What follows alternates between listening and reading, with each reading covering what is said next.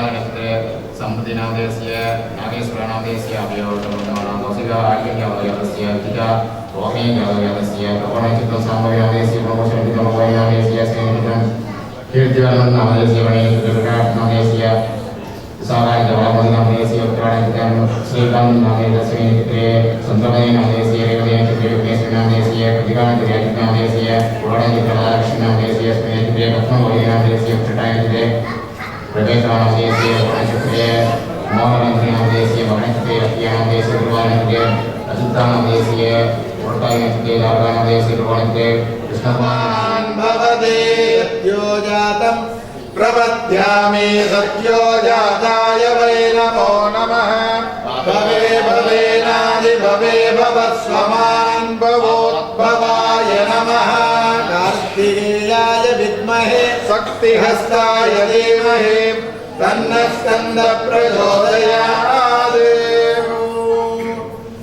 जाग्रत्स्वप्नसुषुप्ति तुर्यदुर्यादीदावस्थापञ्चक पासबन्धकवसूनां पासनिर्हरणार्थं सकलभुवन सृष्टिस्थिति संहार तिरोभवानुग्रहकारणस्य भगवतः कार्तिकेय पार्वतीनन्दन स्कन्दावरदवरद सुब्रह्मण्याय महाबलपराक्रमाय इन्द्राणी माङ्गल्यरक्षकाय त्रयस्त्रिंशत्कोटिदेवतानन्दकराय महाप्रलयाग्नि शूरसंहारकारणाय वल्लीदेवसेना समेत जगन्नाथ सुब्रह्मण्य परमेश्वरस्य तव चरणारविन्दयोः वेदोक्तमन्त्रपुष्पाञ्जलिं समर्पयामि।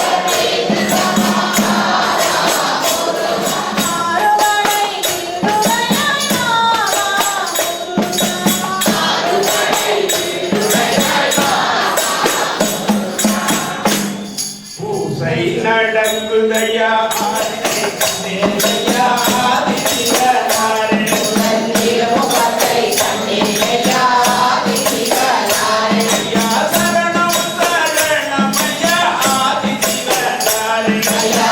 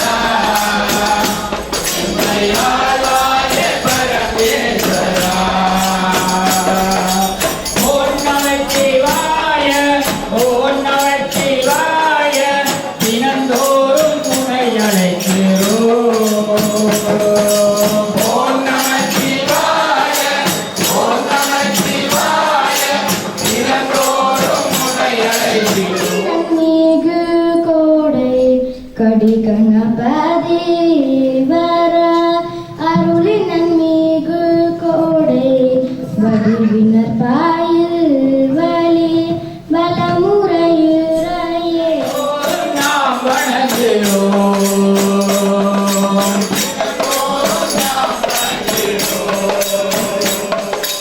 அருள்வாயே ஜெகதீஸ்வரா, கம்மையாழ்வாயே பரமேஸ்வரா.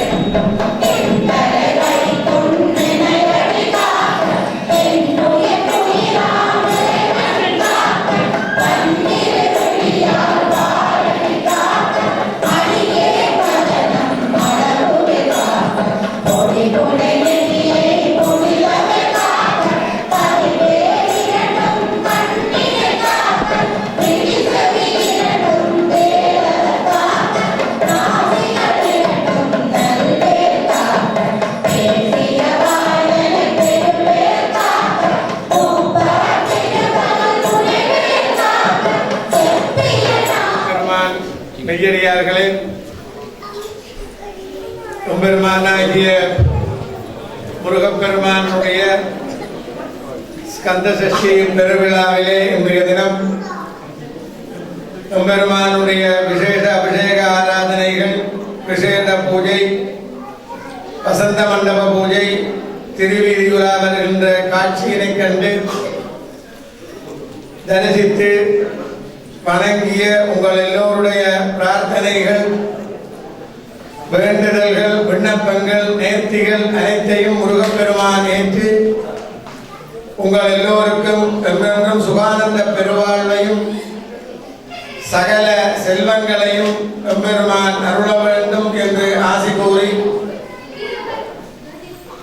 எம்பெருமானுடைய சன்னிதானத்திலே நாளைய தினம் முருகப்பெருமானானவர் அம்பிகை இடத்திலே சக்திவேல் பெறுகின்ற காட்சி நாளைய தினம் மாலை நடைபெற இருக்கின்றது.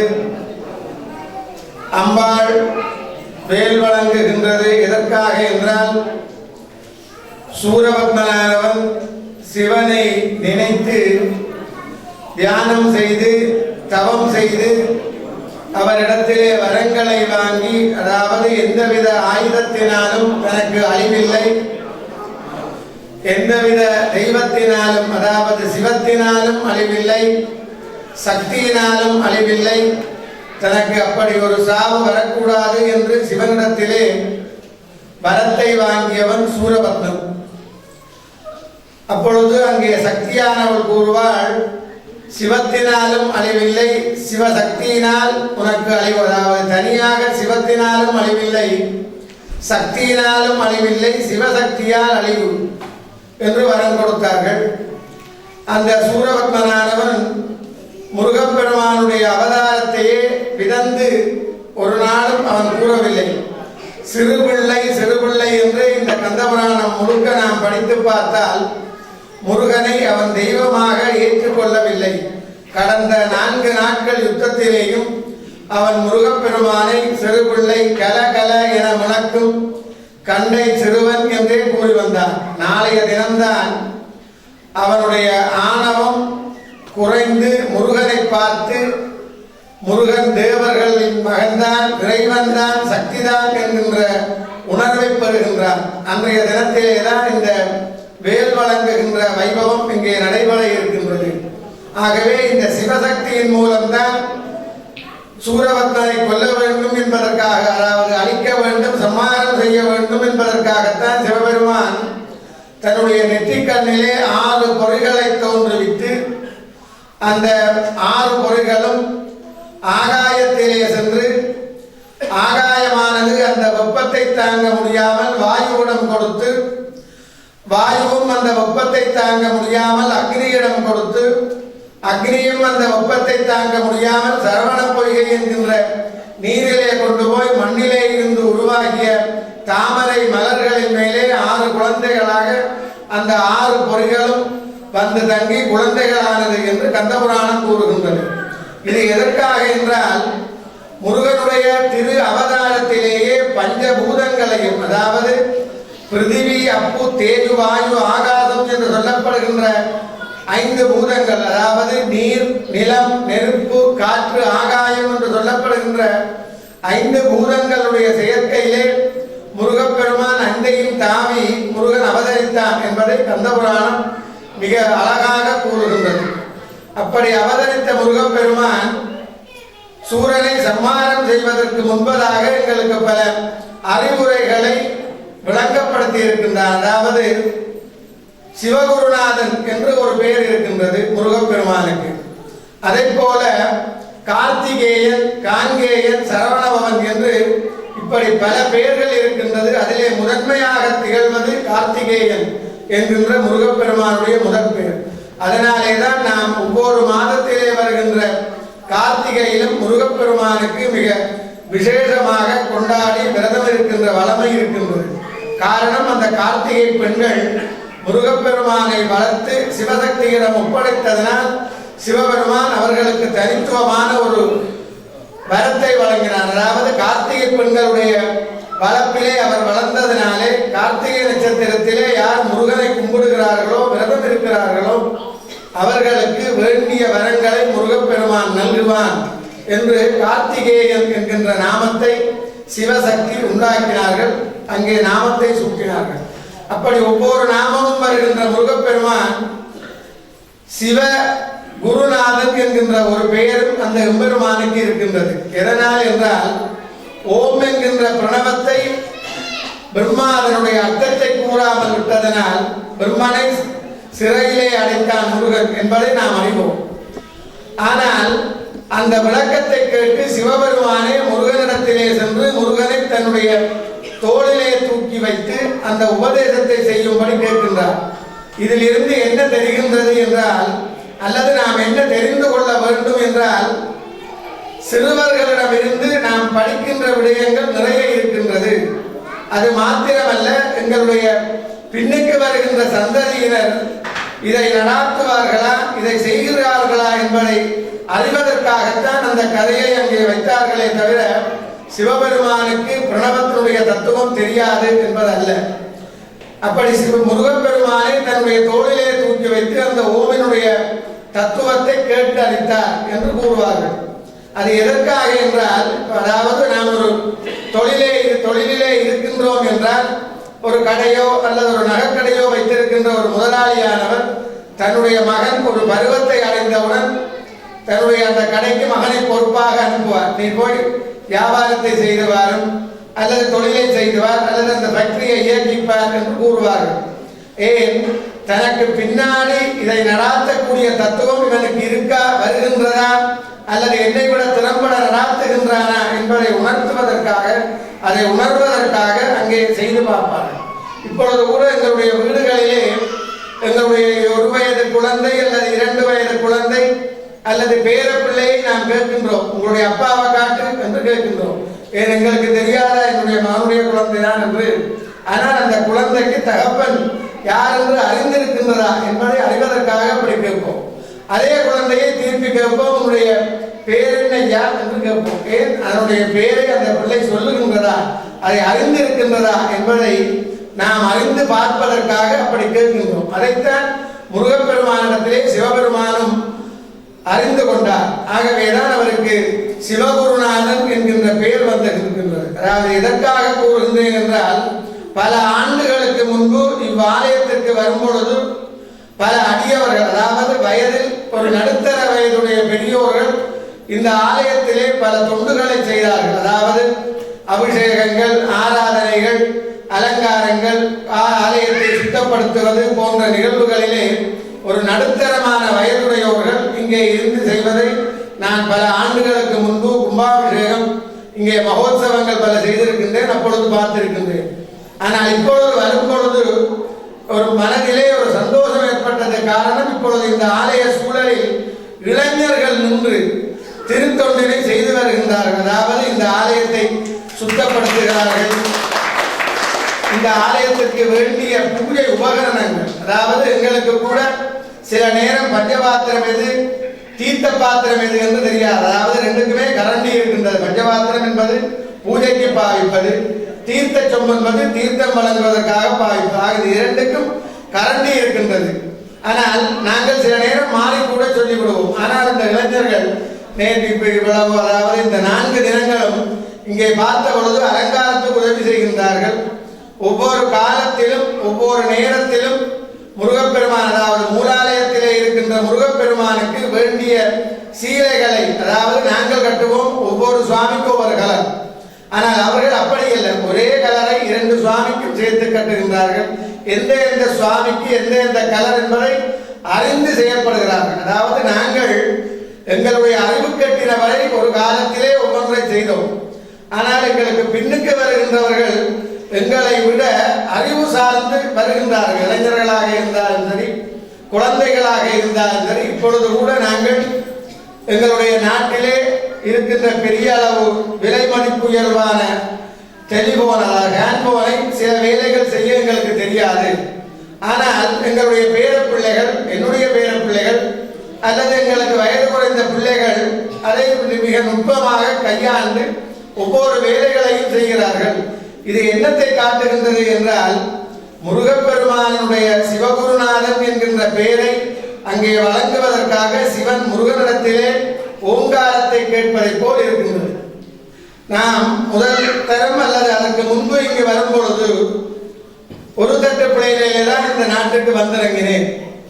ஆனால் இப்பொழுது கடந்த ஒரு 3 வருடங்களுக்கு பின்பு வரும்பொழுது இரட்டை தட்டு பிளைட்டிலே இங்கே வரக்கூடிய வாய்ப்பு கிடைத்தது. அது எனக்கு ஆச்சரியமாக இருக்கின்றது.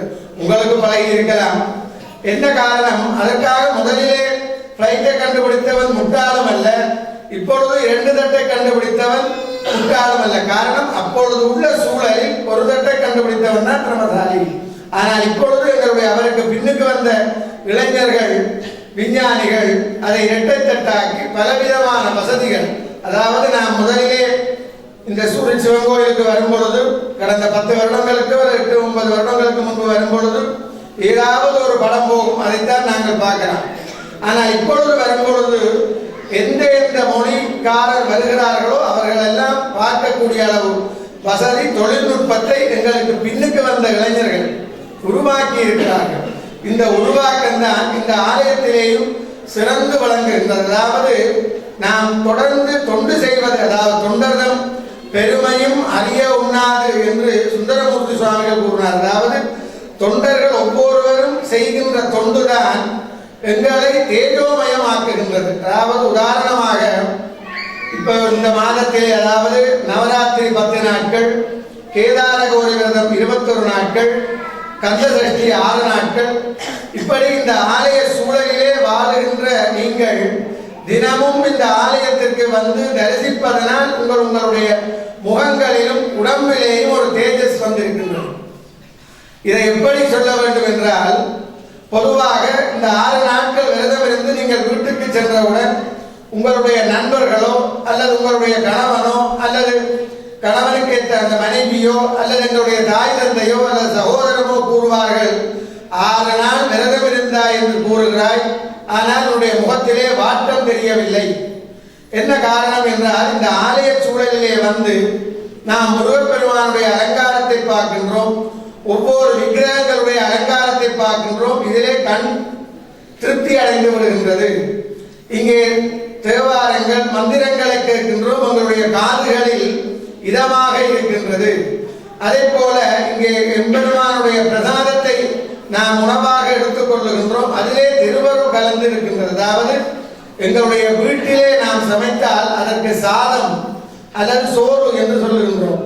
அதே சாதத்தை ஆலயத்திலே சமைத்து இறைவனுக்கு அர்ப்பணித்து நாம் சாப்பிடும் பொழுது அதை பிரசாதம் என்று கூறுகின்றோம். என்ன காரணம்? பிர என்று சொல்லும் பொழுது அங்கே திருவருள் கலந்து விடுகின்றது என்பது பொருள். அதனாலேதான் அந்த பஞ்சபூதங்களையும் பிரபஞ்சம் என்று கூறினார்கள். பிர என்றால் அருள் கலந்த மயக்கம் என்று பொருள். அதனாலேதான் இந்த ஒவ்வொரு ஆலயத்திற்கு நாம் செல்லும் பொழுதும் அங்கே பஞ்சாமிர்தம் வழங்குவார்கள், இந்த ஏனைய பிரசாதங்களை வழங்குகின்றார்கள். இதையெல்லாம் நாம் உண்ணும் பொழுது எங்களுடைய உடம்பும் திருப்தி அடைகின்றது.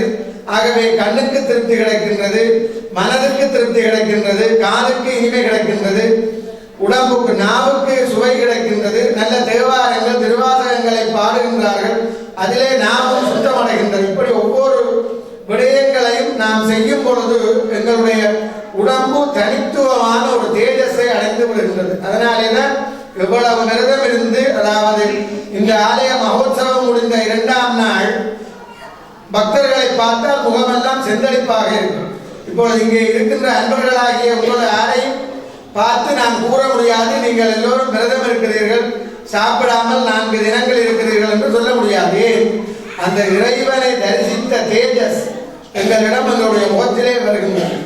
அதனாலே தான் இந்த தொண்டும் நாம் சிறு வயதிலே இருந்து தொண்டுகளை செய்ய செய்ய செய்ய எங்களுடைய மனம் இறைவன் பால் செல்லும் பொழுது இறைவனுடைய திருவருள் எங்களுடைய திருமேனியிலே சேர்ந்து விடுகின்றது.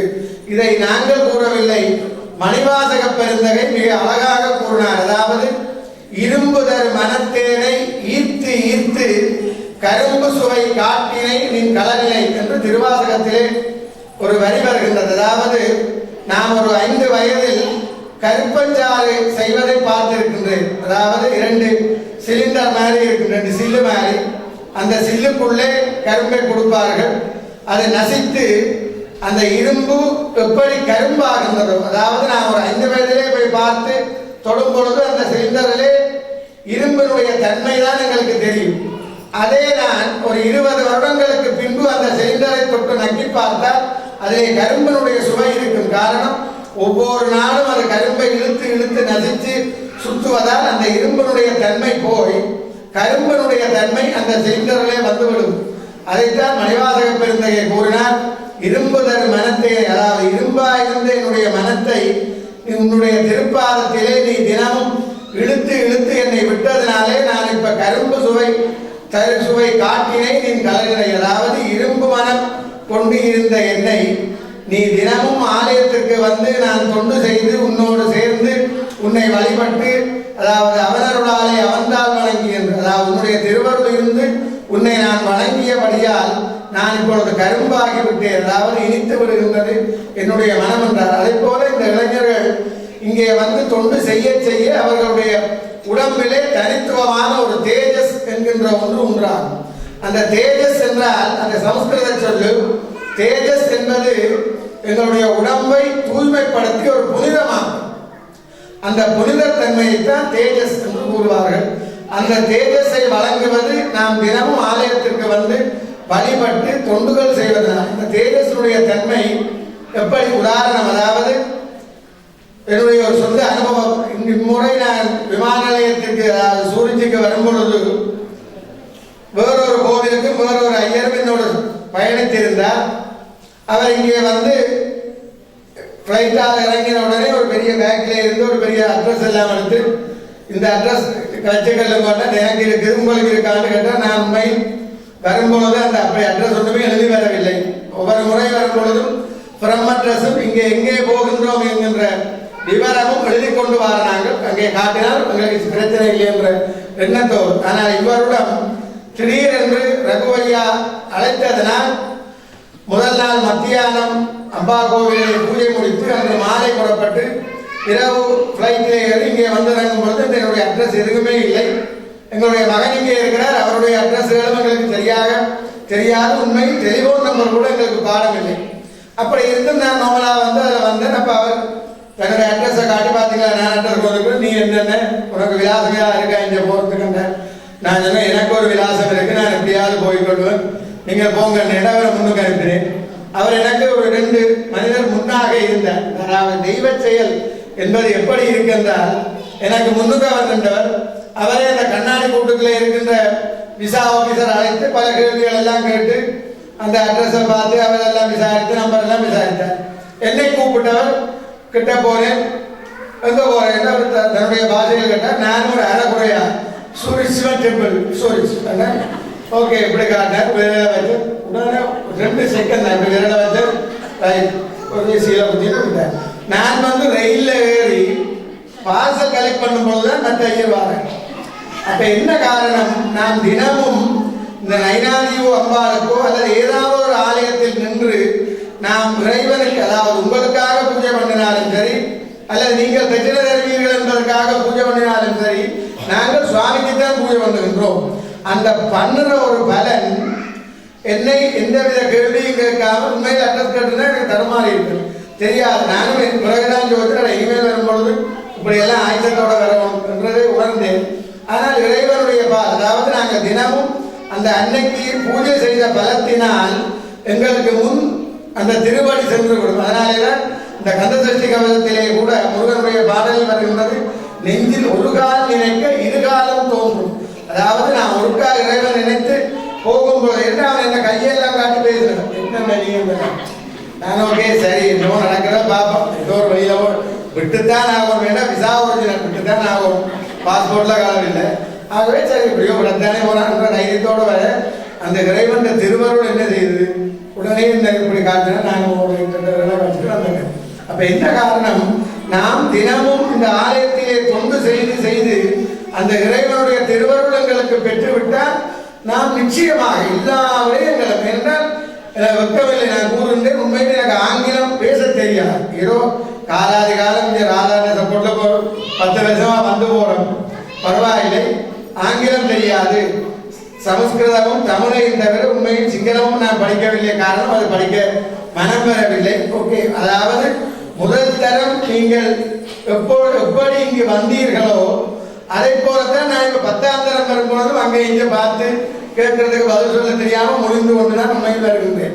ஆனா என்ன காரணம், அந்த இறைவனுடைய சக்தி நாம் தினமும் ஆலயத்திற்கு சென்று வழிபட்டு பூஜை செய்வதால் அந்த இறைவனுடைய திருவருள் என்பால் இருந்து எங்களை முன்னேற்றி விடுகின்றது. அதே போல உங்களுக்கு விசா கிடைக்கவில்லையா, இங்கே ஆலயத்திற்கு வந்து தொண்டு செய்யுங்கள்.